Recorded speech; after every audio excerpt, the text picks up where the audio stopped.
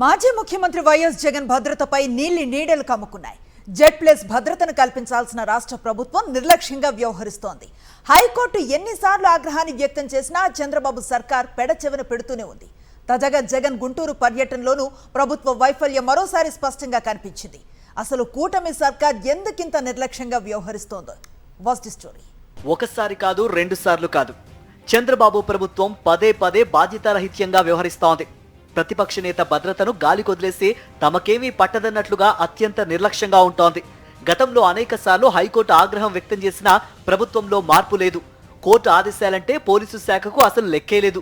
తాము చెప్పినా ఎందుకు పట్టించుకోవడం లేదని నిన్నా మొన్నా కూడా పోలీసు బాస్కు హైకోర్టు అక్షింతలు వేసినా మార్పు రాలేదు. తాజాగా వైఎస్ జగన్ గుంటూరు పర్యటనలో భద్రతా లోపాలు మరోసారి కనిపించాయి. జగన్ మిర్చి రైతుల కష్టాలు సమస్యలు తెలుసుకునేందుకు గుంటూరు వెళ్లారు.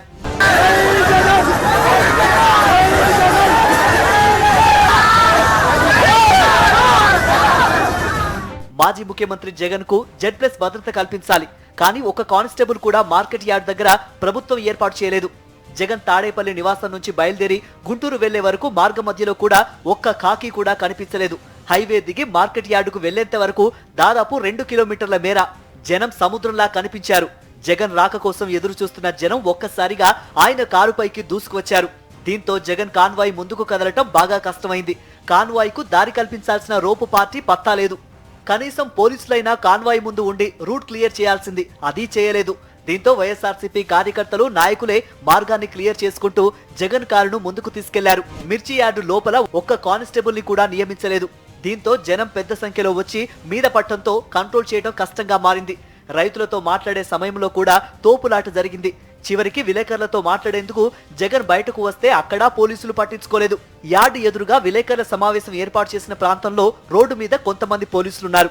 ఎదురుగా తోపులాట జరుగుతున్నా అక్కడున్న కాకీలంతా చోద్యం చూస్తూ నిలబడ్డారే కానీ జనాన్ని నిలువరించే ప్రయత్నం చేయలేదు.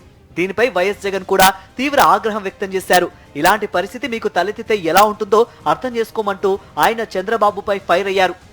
ఒక ప్రతిపక్ష నాయకుడు ఇక్కడికి వస్తున్నాడు అనంటే, రైతులతో మాట్లాడే ప్రయత్నం చేస్తున్నాడు అనంటే, కనీసం పోలీసుల భద్రత కూడా చంద్రబాబు నాయుడు గారు ఇవ్వని పరిస్థితి. నేను ఇదే చంద్రబాబు నాయుడు గారికి చెప్తా ఉన్నా, ఎల్లకాలం మీ ప్రభుత్వం ఉండదు.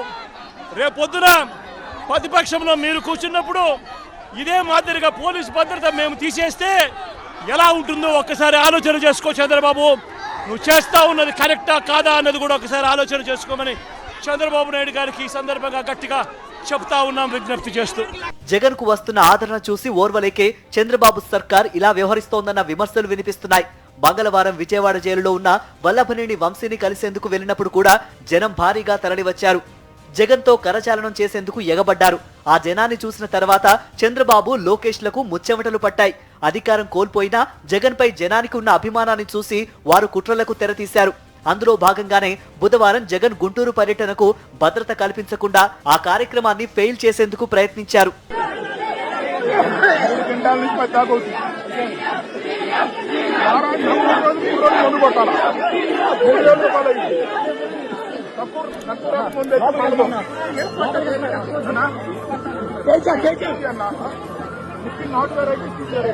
చంద్రబాబు సర్కార్ కావాలనే జగన్ కు భద్రత కల్పించడం లేదన్న వాస్తవాన్ని గతంలోనే హైకోర్టు గుర్తించింది. దీనిపై పలుమార్లు ఆగ్రహం వ్యక్తం చేసింది.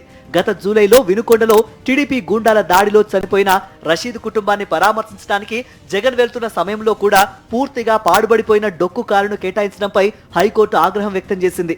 ఒక మాజీ ముఖ్యమంత్రికి కల్పించాల్సిన భద్రతను జగన్ కు కల్పించాలని స్పష్టమైన ఆదేశాలు జారీ చేసినా చంద్రబాబు సర్కార్ పట్టించుకోకపోవడంపై సర్వత్రా విమర్శలు వెల్లువెత్తుతున్నాయి.